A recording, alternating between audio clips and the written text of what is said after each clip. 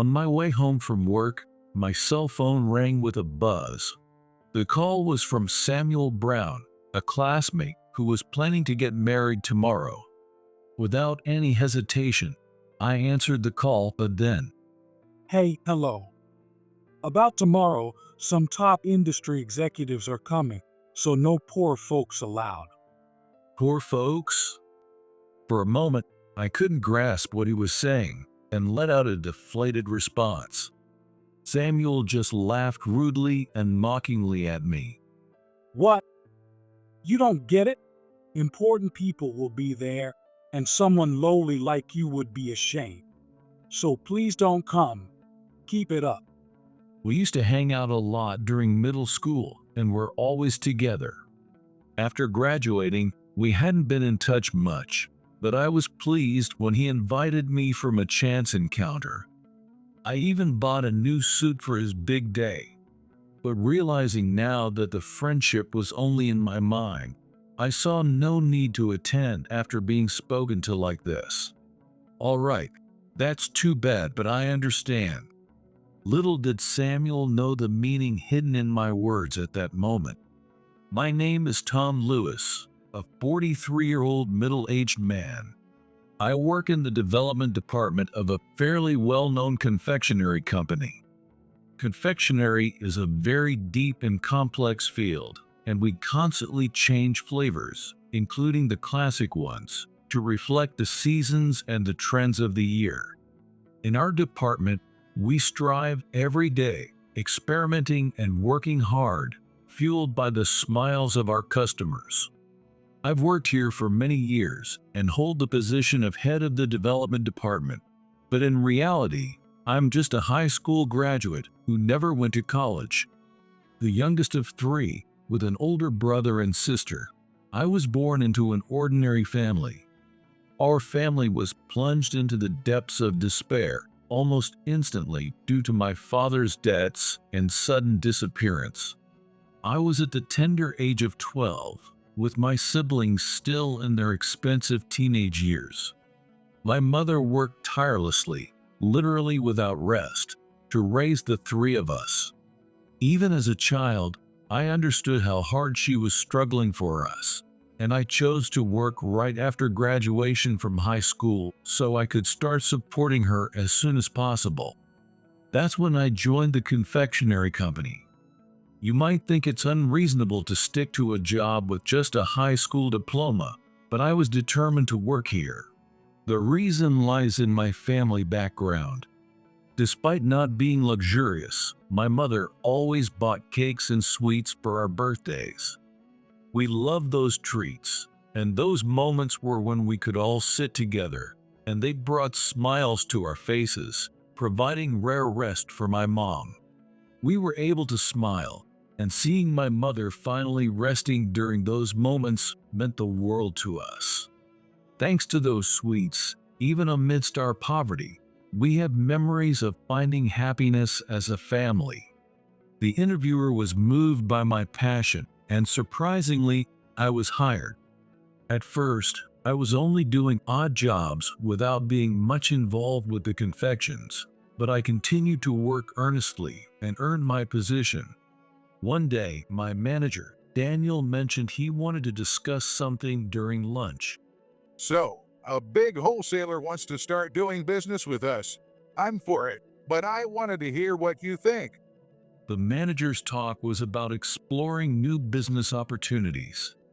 We often make sales pitches, but occasionally, wholesalers reach out to us instead.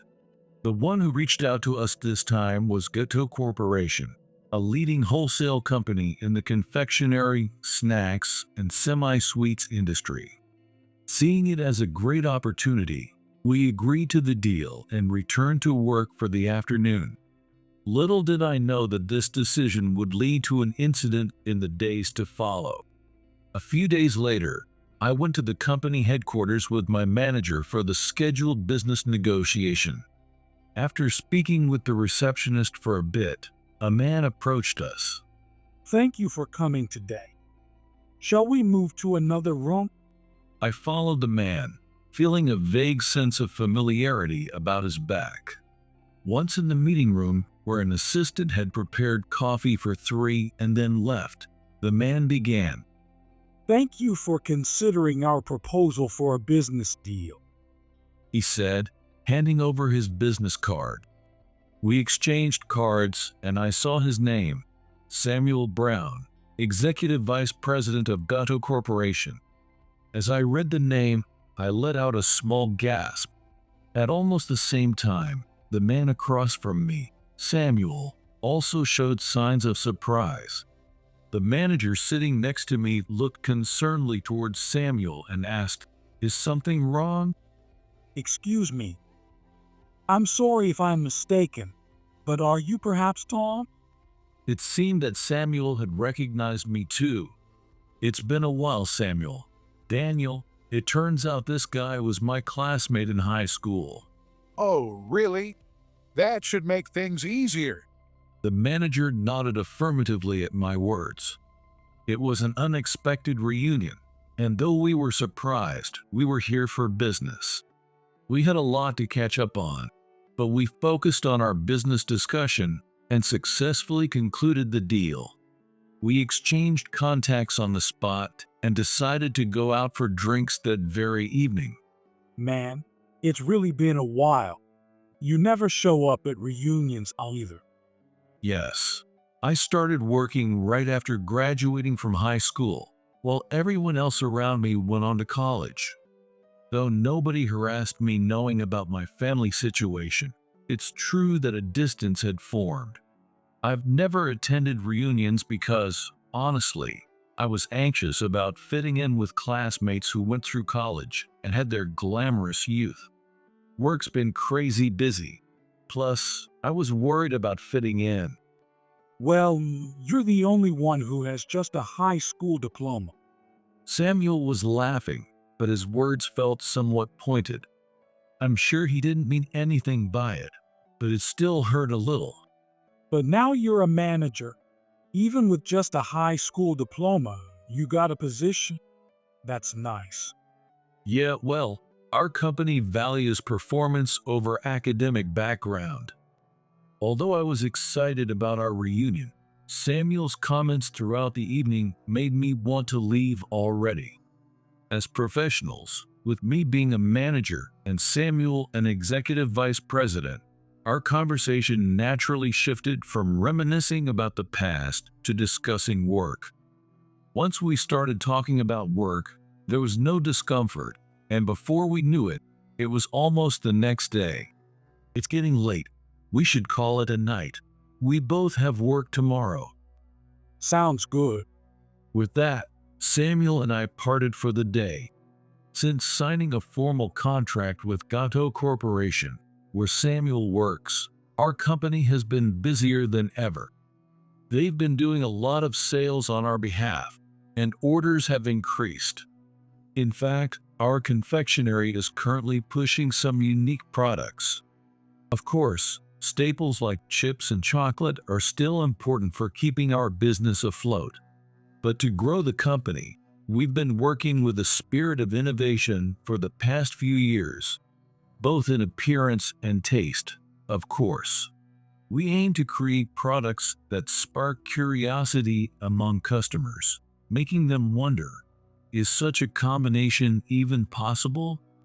Such as red bean paste and chocolate, a blend of Asian and American flavors. This unusual combination turned out to be quite delicious, and we've got a lot of repeat customers. However, it's a fact that because of its novelty, it's hard to find places willing to sell it. From the retailer's perspective, if it doesn't sell, it's a loss, so they can't just push it without cause. Customers might think, really? But hesitate to try it. At Gatto Corporation's suggestion, we decided to start offering samples, something we hadn't done before. While it costs money, the fact is that people do buy after trying. With Gatto Corporation backing us, many retailers agreed to stock our confections, and thanks to the sampling, our sales doubled. I wanted to thank Samuel for initiating the business deal, So I splurged and invited him to a high-end steakhouse. Really, thank you. Our sales are on the rise because of this. We toasted with beers in hand, and I expressed my gratitude to Samuel. I thought it would be a pleasant meal, but Samuel's response was surprisingly cold. I'm shocked too. I can't believe such terrible candy is selling like this. Everyone must have numb taste buds. Excuse me? I asked again, thinking I had misheard. Come on, I tried the samples too, and mixing Eastern and Western flavors. I can't imagine doing that. Who came up with that? Indeed, taste is subjective. Creating something that everyone in the world finds delicious is an incredibly difficult task. So think that you could say that to the very people who developed it. I was the one who came up with the idea. I proposed launching something unique and designed it myself. Every quirky product we have is my creation. Then Samuel burst out laughing, clutching his stomach. Guess a high school grad's ideas really are beyond the comprehension of a college-educated elite like me, huh? That comment made it clear to me what had been bothering me. Even though Samuel never said anything during high school, he had been looking down on me from somewhere deep inside. I only finished high school, whereas Samuel graduated from college. Indeed, there might be a difference between the bottom rung and the elite. But is education really all that important in life? Of course, for professions like doctors or lawyers, where you need a national license, education is crucial. But starting a business or earning a position like mine doesn't require a college degree. So what if I'm a high school graduate? I've never been ashamed of myself, nor do I think being a college grad makes you better. I suddenly got heated and blurted out those words, then hesitantly waited for Samuel's response. Hey, my bad. You did work hard, huh? I thought he might argue back, but engrossed in his high-end steak, Samuel just kept laughing and eating. I'm grateful to him, but maybe I need to reconsider how we associate from now on. I chewed on my meat while thinking. As the alcohol flowed, our conversation drifted from work to more personal topics. We talked about what our classmates were up to, who got married, who was henpecked by their wives, and other trivial matters. Chatting about these things made me nostalgic and somehow made Samuel not seem so bad. Oh, by the way, I'm getting married soon. Why don't you come? You can meet other classmates too. Samuel, apparently getting married to his longtime girlfriend, excitedly shared this news with cheeks flushed from drinking. Despite my mixed feelings, the news of his marriage was genuinely delightful. I immediately agreed to attend. Months passed, and Samuel's wedding is tomorrow. Despite not being the groom, I felt strangely nervous as I finished work that day. As I trudged home, my phone rang. The caller ID showed it was Samuel. Without any hesitation, I answered the call, but then, Hey, hello. About tomorrow, some top industry executives are coming, so no poor folks allowed. what? Poor folks? For a moment, I couldn't comprehend what was being said to me, and I responded with a deflated voice. Samuel just laughed crudely at me. What? You don't get it. Lots of important people will be there, and someone like you would be ashamed. So please don't come. Keep it up. Wait, what do you mean, poor folks? I still couldn't understand what Samuel meant. Sure, we were poor in high school, but my family and I had paid off my father's debts long ago.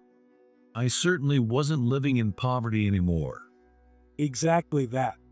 You're still poor from paying off your dad's debts, right? It's obvious from your shabby appearance, despite being a manager. Indeed, whenever I met Samuel, He was always decked out in brand name clothes from head to toe. In contrast, my clothes are non-branded, but I make sure they look presentable. I'm not shabby at all. I even bought a new suit for his big day. Realizing that what I thought was a friendship was really one-sided, and given his recent remarks, I saw no need to force myself to participate. Right, that's too bad, but I understand. The meaning behind my words was something Samuel couldn't comprehend at that moment. As I headed home with a sense of relief, I hung up the phone and let out a deep sigh. I arrived home and opened the front door. Welcome home. My wife, Brenda, greeted me.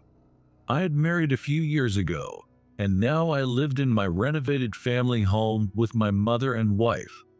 My brother and sister already had their own families, so I was the only one left at our family home. I couldn't leave my mom alone, and when I discussed it with Brenda, she agreed to move in with us. There doesn't seem to be any mother-in-law and daughter-in-law issues, and although we don't have children, I consider ours a happy family. Is something wrong? You look upset. I must have shown it on my face. I told Brenda everything about the phone call without hiding any details. That's terrible. Brenda seemed to ponder for a moment, then muttered something under her breath. Leave it to me. I'll make them regret it. With high spirits and smartphone in hand, she dashed out, presumably to her parents' house nearby, but I didn't think much of it. I myself wasn't just going to sit back and endure this, so I reached out to some people. Mom, how about we all go out for dinner tomorrow? My plans have changed. After finishing the call with those people, I suggested to my mom. Actually, tomorrow is my mom's 70th birthday, a milestone. We were supposed to celebrate a few days after Samuel's wedding, but since I was told not to come to the wedding, I decided to organize a dinner for tomorrow evening instead. Brenda returned after a while, having apparently gone to her parents' houses, and excitedly reported that she had set something up, like a child who can't keep a secret. Maybe this is what being a married couple is all about.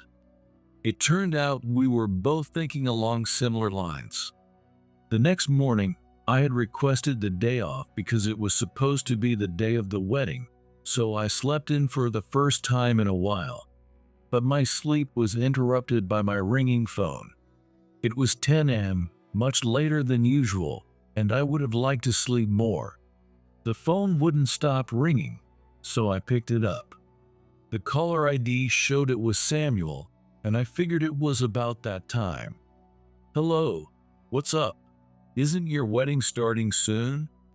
Perhaps because I had just woken up, my voice sounded baffled to Samuel. Or maybe he was really panicking because a stream of incomprehensible insults and ranting came pouring through the phone nonstop. What? I can't hear you well. As I said that, Samuel shouted louder. Because not a single guest from the companies has shown up. Did you do something? Apparently, none of the top industry executives he mentioned had shown up. The wedding was less than 30 minutes away.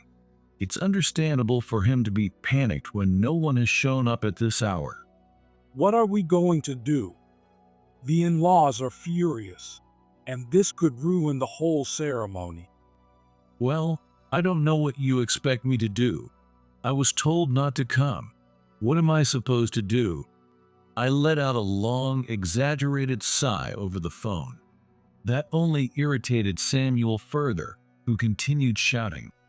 This is ridiculous. You must have done something. Fix this.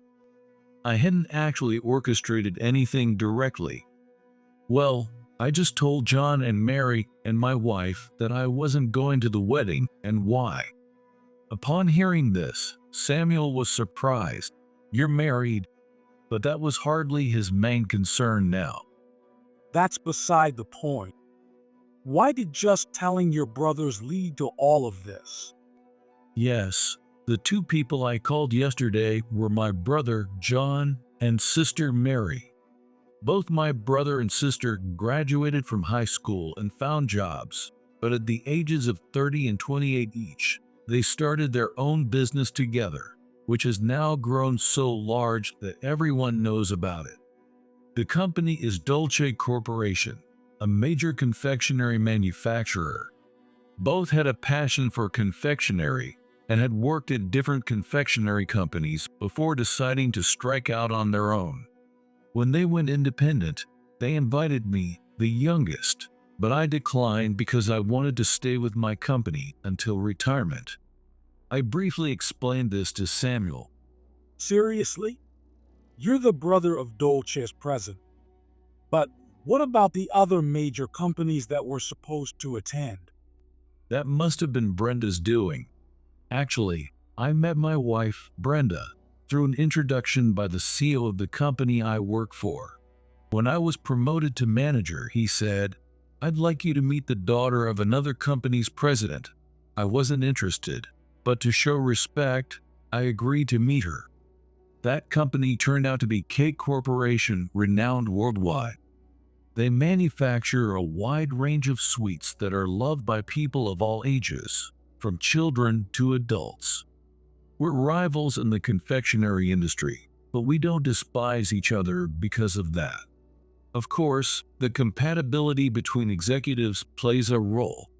Sometimes we develop collaborative products, establishing fairly friendly relations. Brenda's company is one such, and the CEO of my company got along well with her father, which is why he introduced me. I was initially stiff due to her status as the president's daughter, but we hit it off because we strangely clicked well. Our relationship smoothly transitioned into dating and eventually led to marriage. Brenda accepted living with my mother without a complaint, and despite working as an executive secretary, she doesn't leave all the household responsibilities to my mom. In fact, she often takes the initiative in doing household chores, making my mom feel almost guilty for it. I couldn't be more grateful to Brenda. Her father, my father-in-law, who is also a president, likes me a lot. Since he lives nearby, we often have meals together as families. Of course, my father-in-law's company also has dealings with Gutto Corporation, where Samuel works, and I heard from Brenda that my father-in-law was also invited to the wedding. Learning how Samuel treated his son-in-law probably influenced his decision to cancel his attendance. In the confectionery industry, we often meet at events, possibly more than in other industries. It's likely that most of the companies invited were familiar faces. My brother, sister, and father-in-law probably informed their acquaintances they wouldn't attend the wedding and shared the reasons leading to this situation. And as for Samuel's reaction upon hearing that, from the phone, I could hear the sound of him possibly sniffling. Why didn't you tell me something so important before? Behind his sobbing, someone shouted, "Hey, Samuel!" Probably his fiancée's father. The tension in his voice was palpable over the phone, sounding ready to explode. "Well, you made your bed, now lie in it. It's none of my business. You handle it."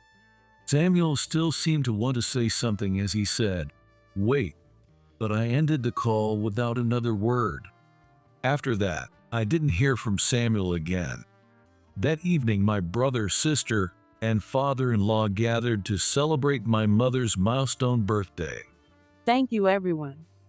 My mom said, starting to cry, "Mom, you need to live a long life. I'll take better care of you." My brother and sister nodded in agreement, and we all toasted. By then, Samuel's wedding was the furthest thing from our minds. After the party, Brenda and I drove my father-in-law home. During the quiet drive, my phone rang loudly. I couldn't believe it and checked the caller ID. It was Samuel. As I hesitated to answer, my father-in-law snatched the phone from my hand and pressed the answer button. over his hello. Samuel's angry shout came through. You jerk. You ruined the wedding. I'll never forgive you. Samuel's voice was so loud that there was no need to put the call on speaker. My father-in-law grimaced and pulled the phone away from his ear. Oh, you won't forgive? What has my dear son-in-law Tom done to you? The word son-in-law caused an immediate, chilling silence on the other end of the line. Son-in-law. Wait, could it be the president, Kent? Samuel had never anticipated that I'd be with him and that he'd take the call. If I were in Samuel's shoes, I'd be sweating profusely, scrambling for excuses. Well, what about it? Don't take it the wrong way, but we have nothing more to talk about with you. Goodbye. My father-in-law hung up, leaving Samuel without a chance to respond. Later, I heard from my siblings that Samuel's marriage was called off. Apparently, his fiancée was the daughter of a company specializing in confectionery ingredients. Whether she was an heiress or not, if attendees boycotted the wedding due to the groom's fault, anyone would likely call off the marriage. When I inquired about the company, it turned out my employer also had dealings with them. Samuel's behavior quickly spread across the industry, seemingly starting to affect management. Apparently, Gutto Corporation was his uncle's company, and with the uncle and his wife having no children, Samuel was promised to be the next president. However, given the situation, Gutto Corporation's president promptly fired Samuel. With the rumor spread, getting rehired in the confectionery industry would be next to impossible.